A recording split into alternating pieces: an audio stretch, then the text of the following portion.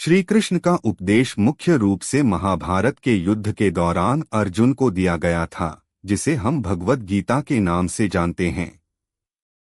भगवद गीता हिंदू धर्म के सबसे महत्वपूर्ण धार्मिक ग्रंथों में से एक है, जिसमें जीवन के गूढ़ सत्य, धर्म, कर्म, मोक्ष, भक्ति और ज्ञान के बारे में विस्तार से चर्चा की गई है। महाभारत के युद्ध की पृष्ठभूमि में दिया गया यह उपदेश न केवल अर्जुन के लिए मार्गदर्शन का स्रोत था, बल्कि यह आज भी समस्त मानवता के लिए एक जीवन दर्शन है। गीता का संदेश जीवन के हर पहलू पर प्रकाश डालता है और व्यक्ति को उसके कर्तव्यों, जिम्मेदारियों और उद्देश्य को समझने में मदद करता है। श्री कृष्ण ने अर्जुन को 700 श्लोकों के माध्यम से जीवन के विभिन्न पक्षों पर मार्गदर्शन दिया। उनके उपदेश आज भी प्रासंगिक हैं और आध्यात्मिकता, जीवन के उद्देश्य और संतुलित जीवन जीने के लिए मार्गदर्शन प्रदान करते हैं। 1. कर्म का सिद्धांत। श्री कृष्ण के उपदेश का मुख्य आधार कर्म का सिद्धांत है। वे अर्जुन को समझाते हैं कि जीवन का सार कर्म में निहित है, लेकिन यह कर्म स्वार्थी उद्देश्यों के बिना होना चाहिए। व्यक्ति को बिना फल की चिंता किए अपने कर्म का पालन करना चाहिए। श्री कृष्ण ने अर्जुन से कहा, कर्मण्येवाधिकारस्ते मा फलेषु कदाचन। इसका अर्थ है, तुम्हारा अधिकार सिर्फ कर्म करने में है, उसके फलों में नहीं। श्री कृष्ण ने बताया कि व्यक्ति को अपने कर्तव्यों का पालन करना चाहिए और उसके परिणाम के बारे में चिंता नहीं करनी चाहिए, क्योंकि परिणाम भगवान के हाथ में है। फल की चिंता न करके कर्म करने से व्यक्ति का मन शांत रहता है और वह अपने उद्देश्य की प्राप्ति में सफल होता है। 2. आत्मा का अमरत्व, immortality of the soul. Shri Krishna का दूसरा प्रमुख उपदेश आत्मा के अमरत्व से संबंधित है। वे अर्जुन को बताते हैं कि आत्मा अजरमर है और न तो इसे मारा जा सकता है, न ही यह जन्म लेती है। आत्मा अनंत और शाश्वत है, जबकि शरीर नश्वर है। गीता के दूसरे अध्याय में श्री कृष्ण अर्जुन से कहते हैं, न जायते म्रियते वा कदाचिन नाय भूत्वा भविता वा न भूयः। इसका अर्थ है, आत्मा न तो कभी जन्म लेती है और न ही मरती है। यह शाश्वत है और हमेशा अस्तित्व में रहती है। आत्मा के इस अमरत्व के सिद्धांत से अर्जुन को यह समझ में आता है कि युद्ध में किसी की मृत्यु सिर्फ शरीर की मृत्यु है, आत्मा की नहीं। इसलिए किसी के मारे जाने का भय रखना या मोह करना व्यर्थ है। 3. कर्तव्य और धर्म, duty and righteousness. Shri Krishna ने अर्जुन को अपने कर्तव्यों और धर्म का पालन करने के लिए प्रेरित किया। उन्होंने अर्जुन को याद दिलाया कि वह एक क्षत्रिय है और क्षत्रिय का धर्म है धर्म की रक्षा के लिए युद्ध करना। युद्ध से पीछे हटना न केवल उसके कर्तव्य का उल्लंघन होगा, बल्कि यह अधर्म भी होगा। श्री कृष्ण कहते हैं कि धर्म का पालन सबसे महत्वपूर्ण है और इसे किसी भी परिस्थिति में नहीं छोड़ना चाहिए। श्री कृष्ण के अनुसार धर्म का पालन न केवल बाहरी कार्यों से संबंधित है, बल्कि यह मन, विचार और हृदय की शुद्धता से भी संबंधित है। उन्होंने अर्जुन को यह भी सिखाया कि धर्म का पालन व्यक्ति को समाज और स्वयं के प्रति उसके उत्तरदायित्वों का एहसास कराता है। 4. निर्लिप्तता और संभाव, detachment and equanimity. Shri Krishna ने जीवन में संभाव और निर्लिप्तता का महत्व समझाया।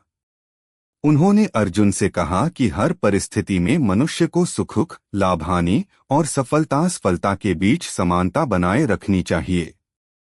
जीवन में किसी भी स्थिति में अधिक जुड़ाव रखना मानसिक अशांति का कारण बनता है। श्री कृष्ण ने समझाया कि इस संसार में हर चीज अस्थायी है, इसलिए व्यक्ति को किसी भी चीज या स्थिति से अत्यधिक जुड़ाव नहीं रखना चाहिए। उन्होंने कहा, समः शत्रौ च मित्रे च तथा मानापमानयोः।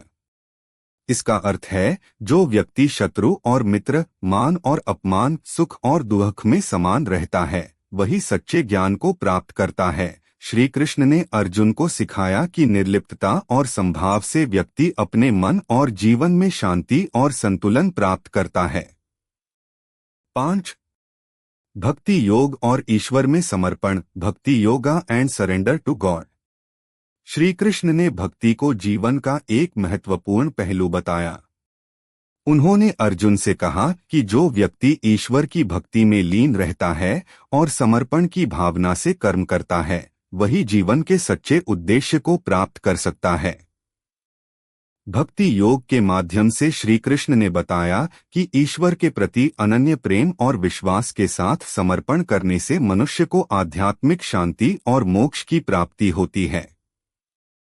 श्री कृष्ण ने अर्जुन से कहा, मनमना भव मद्भक्तो मद्याजी मां नमस्कुरु, अर्थात मेरा स्मरण करो, मेरी भक्ति करो, मुझे समर्पण करो और मुझे प्रणाम करो। जब व्यक्ति अपने सभी कार्यों को ईश्वर को समर्पित करता है और उसके प्रति भक्ति रखता है तो वह अपने जीवन के सभी कष्टों से मुक्त हो जाता है।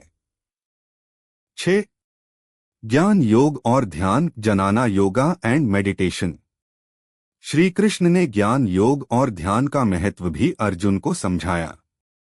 उन्होंने कहा कि ज्ञान ही व्यक्ति को अज्ञानता के अंधकार से निकाल सकता है और उसे सत्य का बोध कराता है। ध्यान के माध्यम से व्यक्ति अपने भीतर के सत्य को जान सकता है और अपने जीवन का सच्चा मार्ग खोज सकता है। उन्होंने अर्जुन को ध्यान के माध्यम से आत्मा और परमात्मा के बीच के संबंध को समझने की सलाह दी। ज्ञान योग के माध्यम से श्री कृष्ण ने यह बताया कि जीवन में सच्चा ज्ञान प्राप्त करना सबसे महत्वपूर्ण है।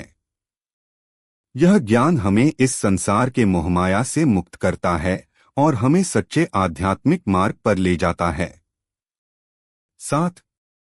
संसार की अस्थायीता, impermanence of the world. Shri Krishna ने अर्जुन को संसार की अस्थायीता के बारे में भी बताया। उन्होंने कहा कि इस संसार में सभी चीजें अस्थायी हैं और परिवर्तनशील हैं। इसलिए व्यक्ति को किसी भी भौतिक वस्तु, स्थिति या संबंध से अत्यधिक जुड़ाव नहीं रखना चाहिए।